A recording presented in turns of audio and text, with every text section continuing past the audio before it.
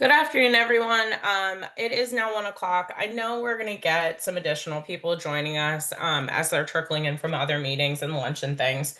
But I do want to go ahead and get started. That way we can maximize our time. So good afternoon and welcome back for Sorry, I'm not sure why my video kicked me off. But good afternoon and welcome back for day 2 of the Spring 2025 CCSQ Data and Analytics Data Camp. My name is Julie Amdy and I'm going to be facilitating our event. Before we get started, I do want to share just a couple of administrative reminders. As our speakers present, please remember to stay muted to minimize distractions. If you have a question during our presentation, please submit it during the Zoom chat, into the Zoom chat, and then at the end, our speakers can answer those questions, and then team members throughout may also be answering. And then all questions will be submitted to the team, make sure that they're reviewed, and then they'll be posted to the CCSQ DNA portal along with the rest of our meeting materials. And then a reminder, I don't think I mentioned this yet, but this meeting is being recorded along with our other sessions today. That way those recordings can get posted as well. So with that, let's go over to our agenda. So today we're going to be kicking things off with our first session of the day, which is session 6 of our entire data camp, which is how to create custom logs in Databricks. Then we're going to be moving to session 7, fast CASA and chatbot overview. Then session 8, introduction to practical machine learning. And then we'll be closing things out with session 9 today, which is CCSQ QuickSight Essentials. And then Katie Holmes will be delivering at the end of that session, we'll be delivering just like a closing remarks and statement to kind of wrap us up today. So with that, I'm going to go ahead and pass things over to Tim so he can give us more information on his topic. And at this point, I'm going to go ahead and stop screen sharing so Tim can take over.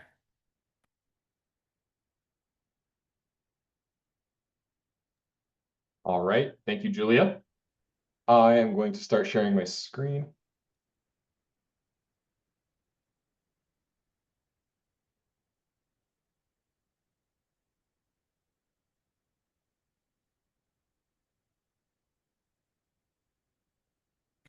Okay, welcome everybody to day 2 of Data Camp. My name is Tim. I'm a senior data scientist here on the user services team, and today I'm going to talk to you about building custom logs in Databricks. That can mean any number of things. So what are we going to do today? We're going to discuss what logging is and when and why it's needed. We're going to implement software development inspired logging with some tools that we're going to build ourselves. And we're going to replicate SAS-like logging to the screen. So I know a lot of you who are coming from SAS are probably a little bit disappointed that when you do something in Databricks with PySpark, it doesn't just spit out everything that you're used to in SAS. We're going to try and replicate that as best we can. Remember, Python doesn't do anything that you don't explicitly tell it to, so it's not going to be perfect, but we're going to get to a sufficient place. And we're going to use Databricks workflows to generate and store logs. This talk is actually based on an older office hours that we presented here, and that is logged in our Code Commons, and there's a clickable link there if when you get the deck later. It's also a clickable link in the notebook, which I think Laura is going to send out. And if you haven't been to our Code Commons before, feel free to check it out. All of our talks and all of our basically publications to the community are going to make their way onto Code Commons eventually. All right, what is logging? So for the purposes of our discussion, logging is the act of printing and recording desired information to the screen during the execution of a program. That sounds very vague. It is. It's a broad definition. Why would we do this? From this definition, it's helpful, I think, to divide our focus into 2 different reasons why we would log things to the screen. One is for logging information, and secondly, for logging analytics. So logging information means, making sure that the program is running, and logging analytics is maybe what you're more used to with something like SAS, where it says, a proc freak or a proc, I don't know, I'm not a SAS user, and then, stuff spits out to the screen. So logging information. It's possible your code can encounter an error of some kind, and you wish to track whether your code is still working as intended. This hasn't happened to me. My code has never had a bug. But basically, you want to log information. At minimum, when you log information, each log should have three parts: a timestamp, a level, which I'll talk about in a moment, and a message. So the actual contents of the log. So a log level is basically what severity your message has. So not all information is presented equally. Errors are different than warnings, thankfully. And Python's standard logging library identifies 5 levels. Not all of them are the same amount of useful. I've pasted what Python defines them as here, but I'll keep this short. I basically only use the middle 3 here: info, warning, and error. Debug is probably useful. I've never really seen anybody use critical, but I mean, I'm a data scientist, so that one's not so useful to us. So information is just stuff, right? Confirmation that things are working as expected, right? I read in 500 rows is information. Warning is an indication that something unexpected has happened or that a problem might occur in the near future, but the software is still working, right? Maybe you've seen deprecation warnings when the library you're using is slightly out of date. That's a warning. And an error means your code broke, right? Due to a more serious problem, the software has not been able to perform some function, and generally errors stop the program from running. Critical sounds very serious. A serious error indicating that the program itself may be unable to continue running. That's what an error sounds to me. So I've never really used the critical level. So we're going to explore a few examples here in 3 parts. One is logging with the print statement. And there's a built-in logging module in Python as well. We're also going to build a custom-made class, which might be a new concept for a lot of you. We're going to go through it. It's going to be super useful, I promise. And then this third one is something that we've kind of invented, and there's a reason for it. We're calling it data frame logging. But the truth is, your needs are going to necessitate your own solutions. The best logger for you will be some combination of the above, or maybe you just take inspiration from this and build your own thing. Do have some quick notes. So unfortunately, for security reasons, the traditional text file reading and writing is actually disabled in our Databricks environment. So you'll notice from our definition of logging, I say print things to the screen. Typically, we want to actually have those log files saved to a file, right? So that we can read it later, understand what happened. Flat text file reading and writing is unfortunately not available. This drawback, however, is not a total blocker. The techniques listed on the previous slide are perfectly serviceable alternatives and workarounds. Specifically, number 3, I think, is going to be a super useful workaround. And note number 2, everything we're doing uses base Python. So it doesn't really matter if you're using PySpark, Pandas, something else. If you're one of our dear R users, everything we're going to talk about is translatable. It has absolutely nothing to do with the specific technology you're using. Let's go over to the notebook. I think it's been shared out. It has not yet been shared out, but I'm moving over to the notebook.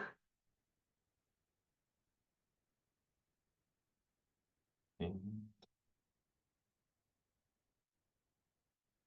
full screen here.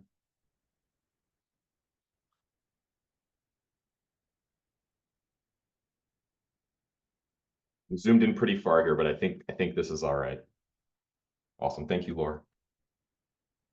Okay. This is well, the preamble here is basically everything that was said during the slide deck. The link to the old presentation is also here.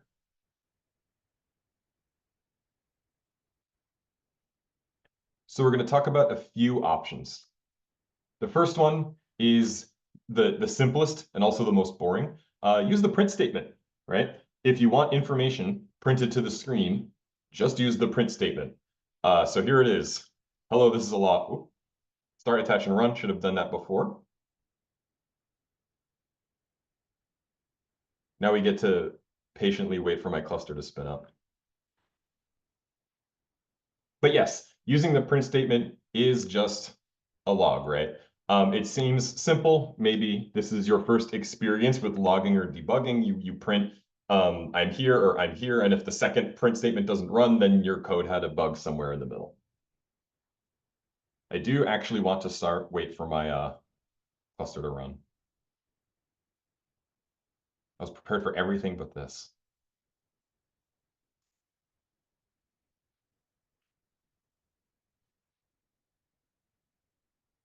I shall proceed, because it's going to be any second now anyway. You know what the print statement does, I hope.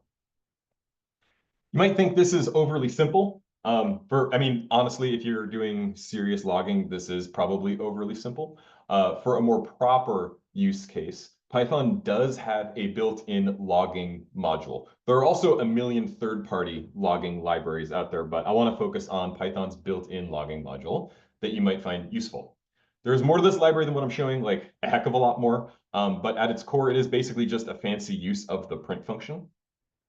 So the logging library is built in part of Python's standard library, so you don't need to install anything. It's just here. I'm going to import logging. You can do some configuration. So I'm going to do a basic config. Level is logging.debug. This basically says log everything at the debug level or higher. If you wanted to log directly to a file, this is also where you would put that file. But again, in our system, we can't do that. Just letting you know in case you're in a different environment someday. And this last piece is just a piece from, it's an artifact of what we need in Databricks. So if you start logging, Databricks is also going to start logging Py4j warnings and things like that. So I'm just going to shut them off. I'm going to set the level to be error, so only errors and higher are going to get logged out. So this would not be necessary in a different environment, but it's not even necessary in this environment. It would just be really annoying if we didn't do it. Cannot believe this is still spinning up. I promise it will work.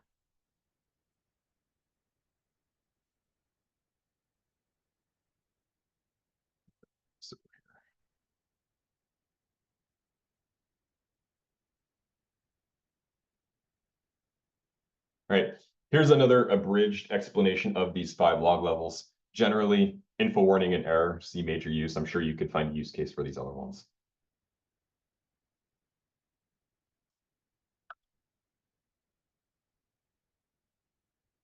Again, sorry, kicking myself here. This code is taking longer than I expected to run. But here's how you would use the logging library.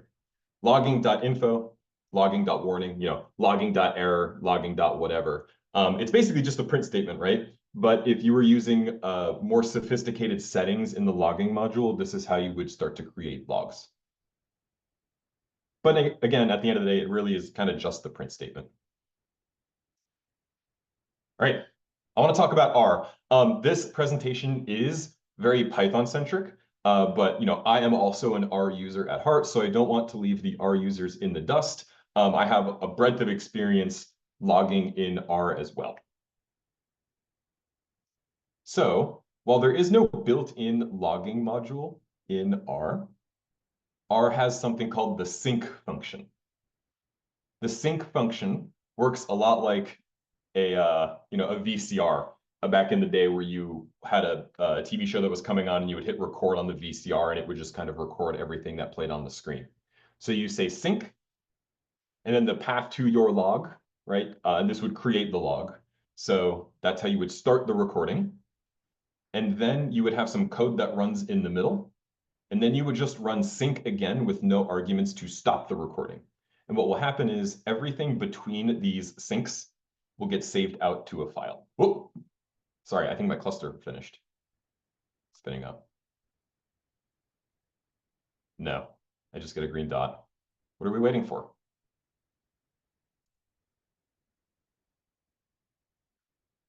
We're getting closer. Anyway, oh, here we go. Okay, it finished. Sorry to interrupt myself, but of course it printed. What kind of error did I get here? Info root exception while sending command. Let's try and run it again. Great, that's how I solve all my problems, by running the cell twice. And here are the logs. See, I promised you it was just basically a fancy use of the print statement. So info root, here's an informational log. Warning root, here's a warning message. Root, of course, being the user. Root being the administrator, so you are the admin of your own cluster. So I think, I don't know how the file system works, but you as the root user are printing out these logs. Similarly, in R, we would start the recording. I'm creating a timestamp here. So this is the way in R you can capture the current date and time. So sys.time, and then I format it like this, TS for timestamp.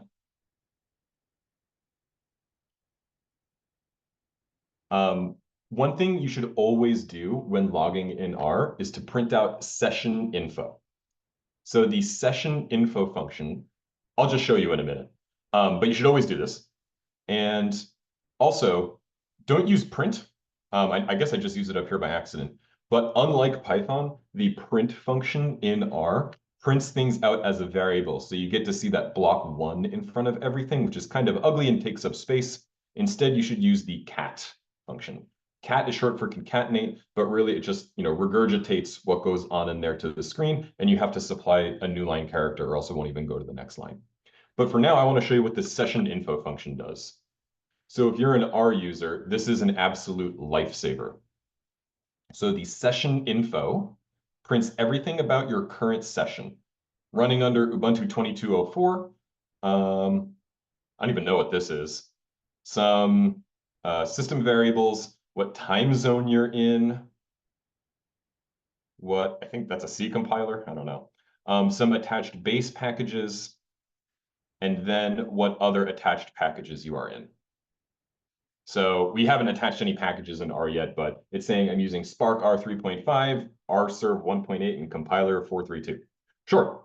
I have been in roles where this has saved us so much headache. I was in a role where we would run code, and then our partners across the country in Seattle would also run our code, and we were coming up with different answers. It took us forever to realize, but what happened was two things.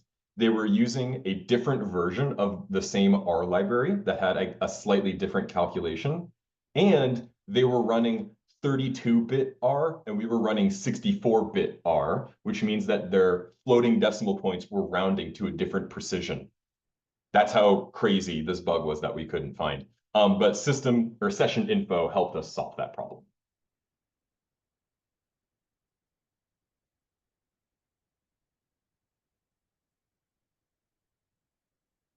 Okay, so with that being said, after this, there's no more R code in this presentation, but all of the Python things we're doing here are translatable back into R. With our class stuff, you would need to use a function instead, but all of the strategies remain consistent. So if option 1 was just clever use of the print statement, option 2 gets a little bit more sophisticated. So we're going to use some bespoke tools. The first thing I want to do is to create a timestamp function. I'm going to run this. I don't know why everything's turning red. I think somebody is highlighted in here. I think one of you is in my notebook here. So this is a quick and easy way just to get a quick timestamp. So from datetime, import datetime, and datetime.now gives me now, and then string format time to format it year, month, date, hour, minute, second. And this function just returns that. So it is May 14th, 2025 at 5:18 p.m. No, it's not 5:18 p.m. This is Greenwich Mean Time. You could play with time zones, but it's not worth it. So I made a simple log function. Whoops, get out of here.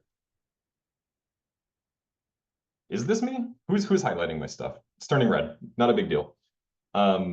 So this simple log function takes two arguments, a level and a message.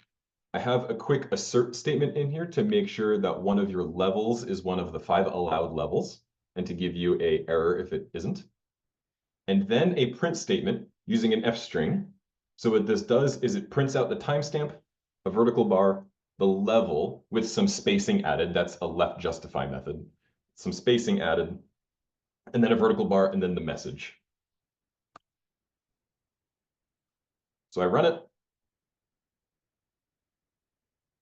And here's what my output looks like, right? Here's a timestamp, the level, and the message. Cool. Another quick and simple log. I call it a simple log. If you want to get a little fancier, in the next cell, I wrote a class. So I am aware that many of you are not so familiar with the class keyword.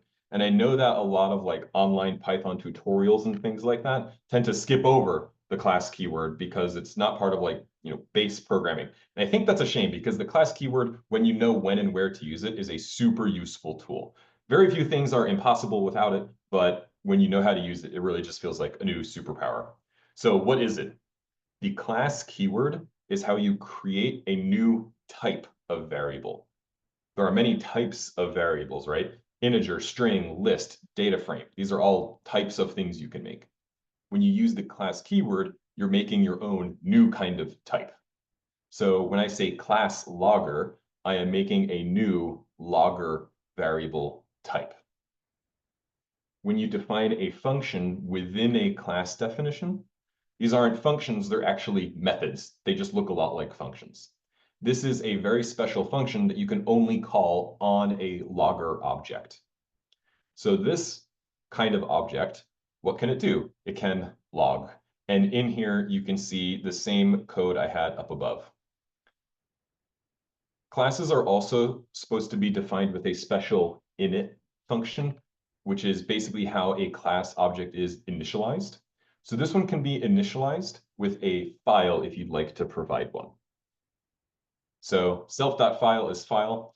Now when I go to log, if I provide a file, I would actually write the message out to that file. But I'm not going to provide a file because that's not going to work in our system. Although it sounds like somebody has found a way to do it. I think we found some workarounds and determined that they weren't worth it, or maybe you're not supposed to do them at all, but we're just going to pretend that you outright can't log to a file still. So it'll just print out to the screen. I will run this cell, and this is what it looks like to use a class. So I create a logger, I'm calling it mylog, and then I'm going to mylog.log, and then it's the same function up above. What's the advantage to this? The advantage to this is you get to like have a mobile object to move around your code and use whenever you want. But also it's so you can track multiple logs at once if you ever need to do something like that. There's also a little bit of customizability here. So here I provided no arguments because I'm not logging to a file. But hypothetically, if you did get this kind of thing to work, you could run the exact same code, but initialize the logger class object to a file location. So you could actually have that as an argument here, and then you don't need to do any more customization. You could just run .log wherever you want. Cool. Let's increase the complexity just a little bit, and we're going to get around that issue where we can't save to a file. Because while we can't save to a flat text file, we can save to a data frame, right? We all know we can read and write data frames in our system, or else if we couldn't do that, our whole system would be useless, right? So instead of logging regular old text files, we're going to log our information as data frames, which is actually kind of an advantage because what can you do with data frames? You can query them, right? So you have a data frame of logs. It now becomes easy to just search through the data frame you created for your logs. So here is this class, and I promise this is as complicated as we're going to make it. So instead of a logger, I'm making a data logger. You can give it a file, and I'm going to compound or compile some rows. So I just initialize it with an empty list. The log here is mostly the same, but instead of saving the log as a single string, I'm going to save it as a dictionary, right? Time with a timestamp, level as a level, message as a message. And then I'm going to append that dictionary onto my list of rows. And up here, I have a property. This is just a trick so that you don't need parentheses when you call .df. And this is going to return those rows as a data frame. And you can optionally save it to a file. And this actually will work in our system because you can save data frames. In this case, it uses pandas. You could use PySpark to do this. The code would look a little bit more complicated, but logs typically don't get very large. So I'm just using pandas here. So I'll define this log. And this is what it looks like. Basically the same information as before, but I'm using a data logger instead of my regular logger up above. So now every time I call mylog.log, it appends a new row onto this data frame. And I can look at it anytime I want with mylog.df. So again, the output information-wise is the same up above, but now it is a data frame instead of just text being spit to the screen. The added advantages here are, one, you can now save this to a file, and two, you can query this. I mean, you can query text files, but querying a data frame is so much easier.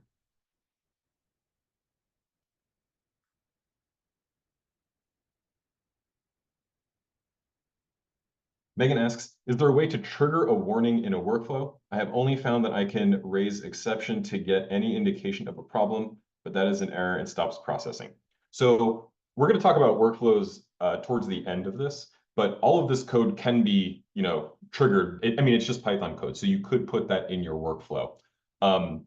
If you want to get fancy, you can send warnings and errors to a different standard out in your logs. If there's time, I can show you how to do that, but generally just doing what we're doing here is often enough for most use cases.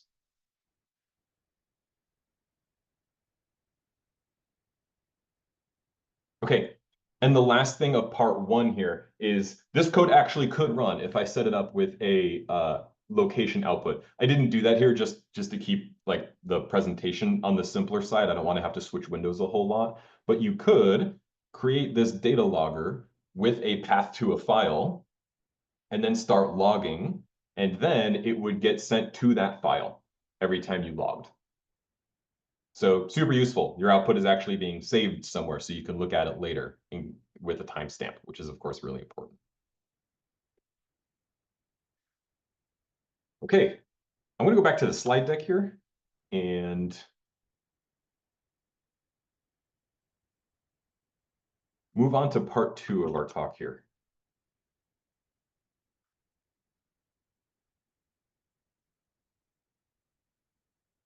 This will work. It worked before.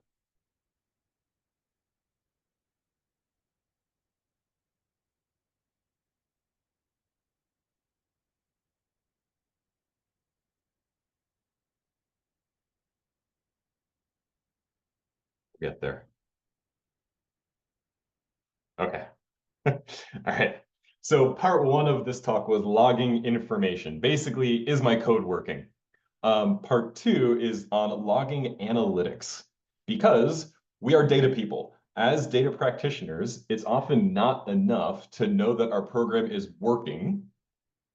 We have to know what it's doing, right? So instead, we might need to log analytics in the form of statistics, tables. And when we use workflows, we can even log data visualizations, which is really cool. So as we're going to see, this is going to expand the range of tools we can use and also limit us in some unexpected ways.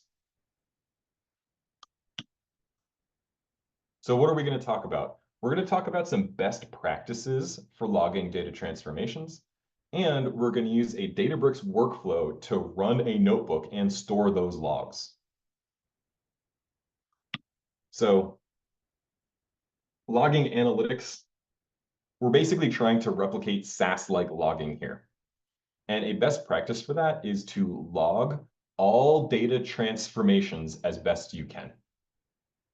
The most common transformation errors happen during merges. I don't think this is just my personal lived experience. I think that like 90% or more of all of my data related headaches have come from bad merges. So we're going to talk about all the kinds of best practices for different kinds of data transformations, but merges are going to be kind of public enemy number one here. So you're never going to run out of space when you log, or you should be logging row counts pretty liberally. So here are some examples. Suppose you're merging two data frames, A and B, left and right, if you're familiar with that nomenclature. A bad left join could see the resulting data frame either shrink or explode. So let's try some examples. Example one. So the merged data frame is A dot join B, and it's an inner join. And here are the logs I set up. A has 1,000 rows, B has 10,000 rows, or sorry, 10 rows. And when you merge them, you have 0 rows. What happened? You don't have to post, but like give this like a 5-second thought. What happened with this merge? Can't always guarantee what happened, but if you run into something like this, you probably have a good guess. The culprit here is that we're doing an inner join, which is something that you do often need to do. But the merged columns have no matches. Remember, an inner join is when you have results where there is a match on both the left and the right. So here is a real life example that I have run into in the past. Here's a bad inner join, right? So I have names, some order, something else, and some zip codes. That's my left data frame. My right data frame is the zip code and the state. On the left, these zip codes are stored as strings, which is correct, right? I think zip codes should begin with strings because in my home state of New Jersey, all of our zip codes begin with a 0, and integers can't begin with a 0. On the right, those zip codes are stored as integers, which generally is how your schema might be inferred when you read in something. Often in Spark, we have to specify infer schema equals true, right? So depending on your software, none of these merges will work, right?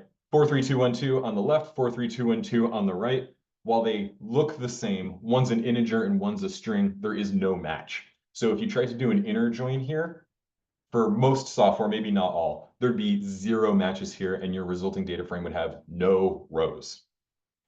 A big philosophy with logging is that your code should fail fast and loud, right? If your code is going to run for 10 hours, you want it to fail in the first 10 seconds, not in the last 10 seconds. Fail fast, fail loud. Logging things out like this gives you a lot of evidence as you read it as to what your code is doing and what is going wrong, right? A 0-row data frame doesn't throw an error until you try to do something you can't do with a 0-row data frame. So you want to make sure that that happens fast. Here's another example. Same code, but now it's a left join. Let's say A has 1,000 rows, B has 10 rows, and when you merge them, you have 1,000 rows. What happened? The correct thing happened, right? There's no error here. This is hopefully what you look like with a left join. Remember, a left join keeps everything from data frame A and only things in data frame B that had a match on data frame A. So with a left join, ideally, your result has the same number of rows as, in this case, data frame A. It's not guaranteed that everything's perfect with this join, but it's a good indication that something didn't explode.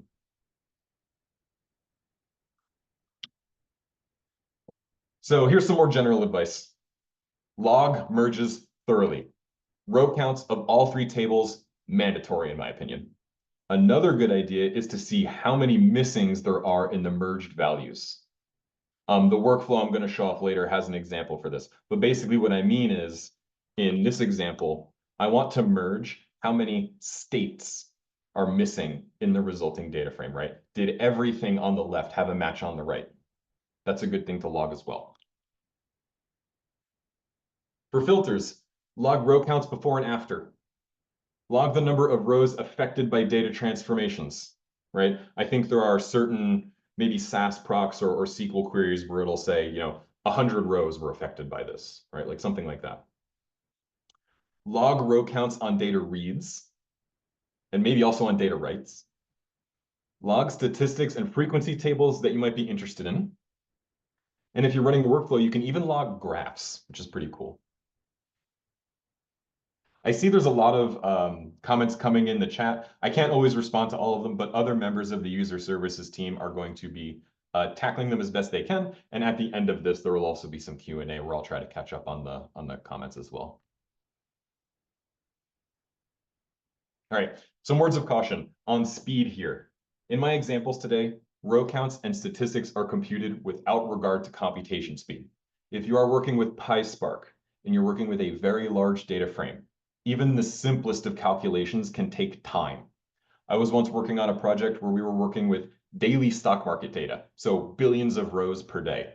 calling a dot mean on one column took like 20 whole seconds, right? Row counts took like 20, 30 seconds. If you are logging all of these things, you could create unnecessary slowdowns in your workflow. Is logging your output worth adding an hour to the execution time? Probably not. If you need to do this anyway, if you see this happening, consider learning more about data frame caching. This could help speed up code where you have to do calculations like this repeatedly. It's a big topic, actually a pretty big topic. We're not going to cover it here, but if this is a problem you're running into, I highly suggest that you look into data frame caching. Okay, let's go back to the notebook. There we go.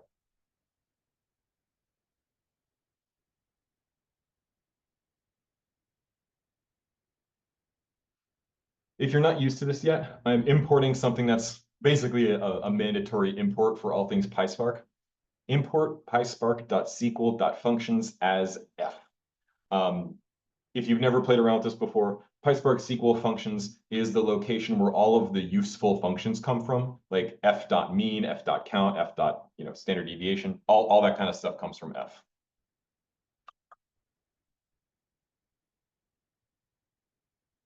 All right, here's some logging. I'm going to read in this data frame, and then I'm going to tell you how many rows I read in.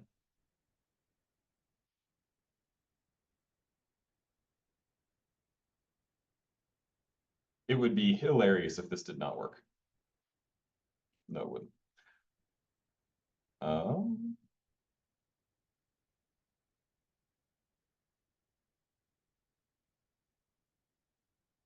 My cluster is being very sleepy today. There we go. Okay.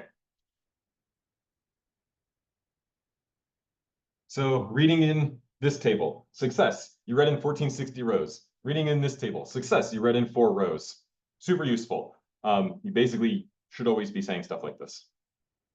Oh, and by the way, if you've never worked with F strings, really, really useful for messing around with your print statements. An F string in Python is a string that begins with a little f before the quote, and then anything that you put in curly braces in the string is then interpolated as Python code. So rev.count is 1460 rows. R does not have F strings built in, but there is a really, really popular library called glue in R that gives you F strings. So if you're in R and you like seeing Python F strings and are jealous, you can use glue.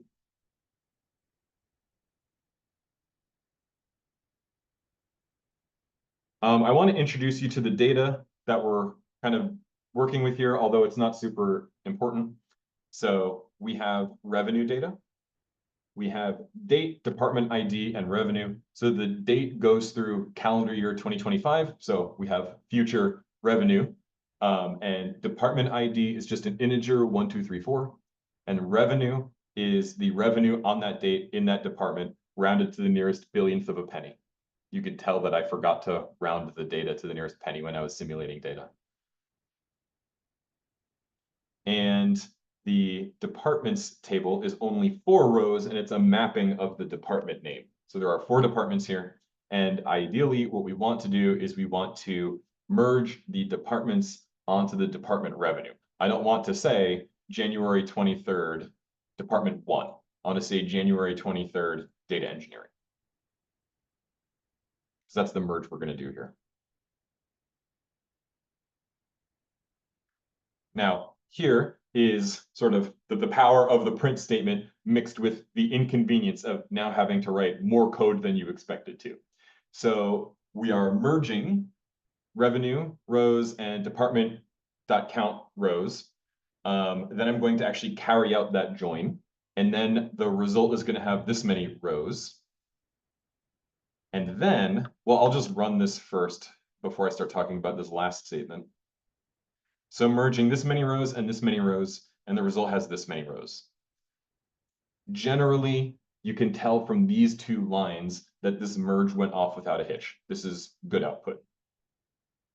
And the relevant appended column has 0 missings. So what I did here is I took the new column that was being added on, the department name, and I counted how many missings there were. This is telling me that in the result, there are zero missing rows in this new column, which meant that everything on the left had a match on the right. This is unnecessary, or maybe not necessary, but really important for you to be able to tell, like, did this merge actually do what I wanted it to do?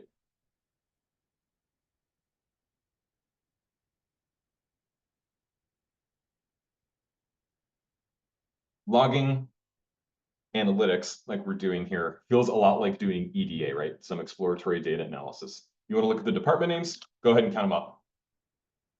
Oh, this didn't work. Why didn't this work? It's a trick question. It actually did work.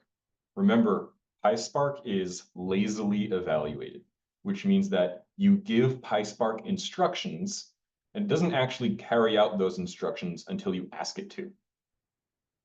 So I said, do a group by and count up the number of each department names, but I didn't actually tell it to do that yet. I just gave it the instructions.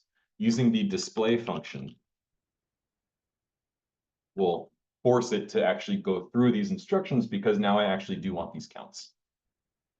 And here's some EDA, right? The number of each of these.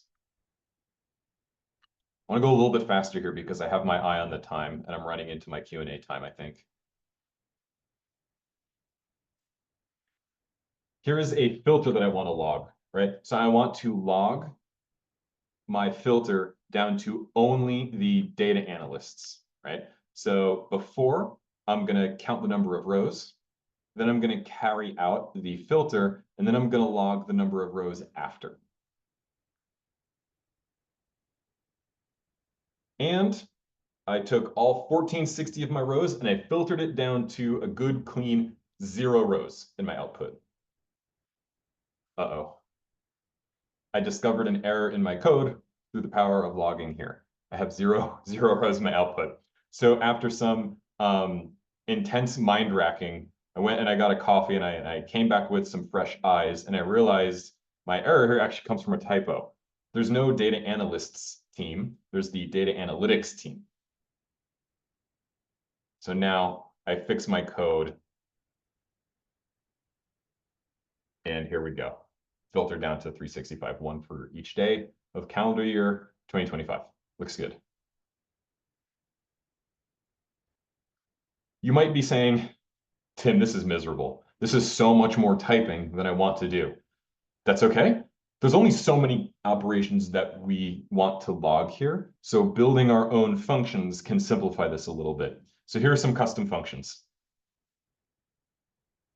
So instead of, 4 extra print statements when I'm doing a merge, I can write a function called myMerge, where I give it a left-hand side, a right-hand side, and star quargs. Give me a minute if you've never seen that before. So I'm logging the number of rows on the left, the number of rows on the right.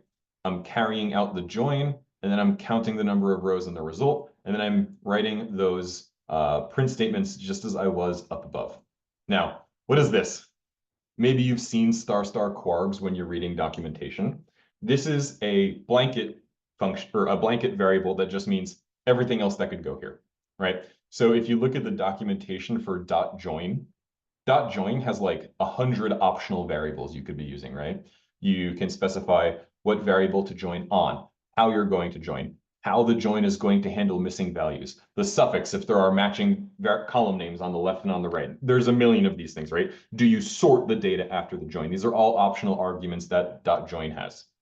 Star quargs, which stands for keyword args, takes everything you could possibly write here, and I'm passing it through to .join. So everything you could put in .join, I'm just going to pass on in here. Similarly, I'm going to do this with the filter function as well. I'm going to count the number of rows before, I'm going to count the number of rows after, and then I'm going to tell me how many I filtered between. Now, all of those operations I did up above happen much shorter with 1 line of code each. So here's my join, and here's my filter, exactly the same. Cool. We still have one issue.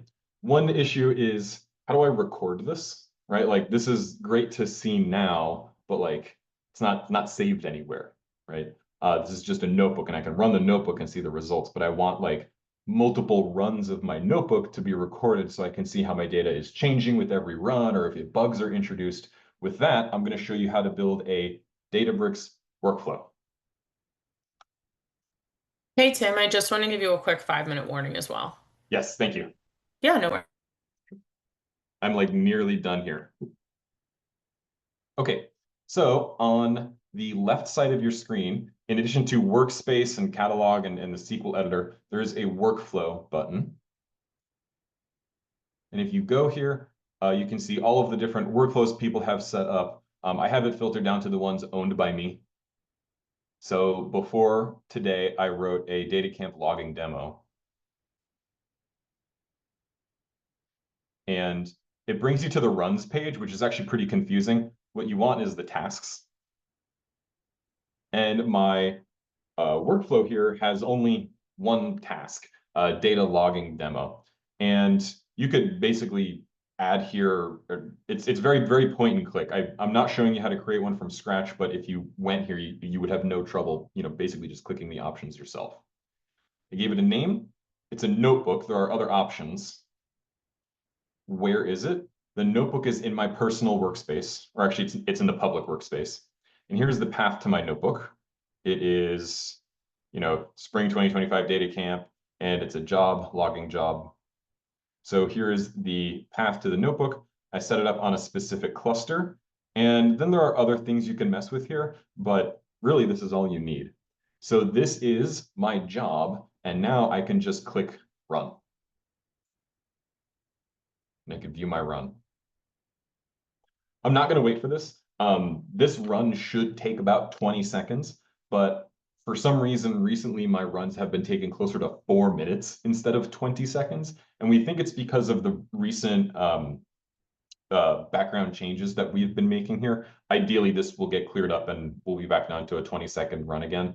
But I'm not going to obviously sit here and make you wait 4 minutes. I'm going to show you an old run that finished. I haven't even shown you the notebook yet. So if you look at your runs, you can see the history of me running this task. And you can see that they're taking 2, 4, 6 minutes here where they used to take 17 seconds. And if I click the most recent one that finished successfully, you can see this notebook. It's just a pared down version of the notebook we've been working in up until now. And it basically is just the notebook run from top to bottom. There's nothing special about it. I just said, hey, look at this notebook and run it. And it's all the same.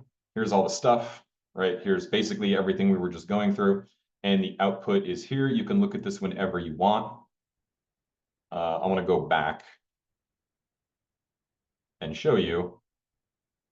This is your basically history of logs, right? These are all of the runs you've done. And to look at the output, you can just click. Now under Spark here, Spark UI logs metrics, you might be tempted to click logs. And technically there are logs here, but it's probably not the kind of logs you want. So here's your standard output if you're familiar with that term. There's a lot of garbage that gets spit here. I think that if you looked really hard, you can find something that's interesting, but I mean, this is probably like 1,000 lines. And here's some standard error. So when you're using the logging library, this is where you can redirect warnings and errors. So it does say standard error, but you can log things that aren't warnings or errors here as well. So a user asked, how do we get this to like log somewhere as part of a workflow? You can configure logs to spit out here if you want. And thankfully they put the log4j output in a separate text box. So I have not found this log UI to be incredibly useful, but I'm sure there is a way to configure all of your code to get more use out of this than I have. I just haven't played around with it a lot. All right. And time. Let me get out a full screen. I have some conclusions here, but really we can go on to the Q&A if that is a priority. This is kind of a reiteration of what I said up at the top.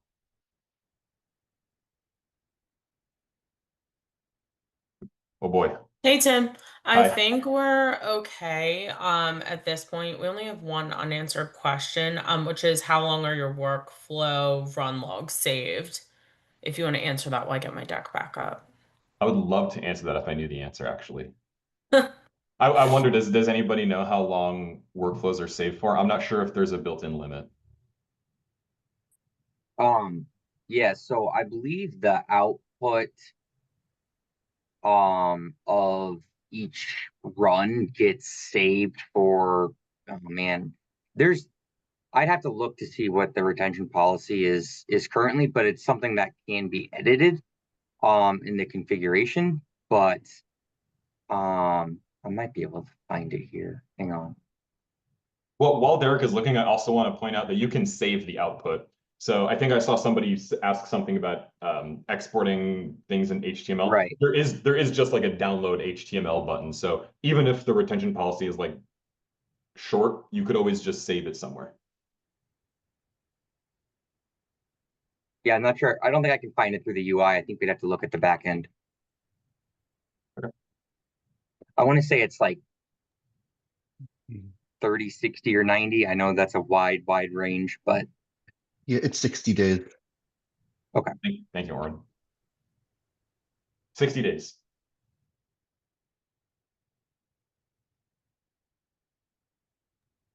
Okay, thank you. I think at this point that is all of our unanswered questions. So with that, we will close up this session. Thank you so much to Tim and our team for helping answering questions. Thank you to our attendees. And so our next session will be Fast CASA and Chatbot Overview. And that will be at 2 p.m. So an 8-ish minute break. So please join us back at 2. Go out, get some coffee, stretch your legs, and join us back in a few minutes. Thanks so much.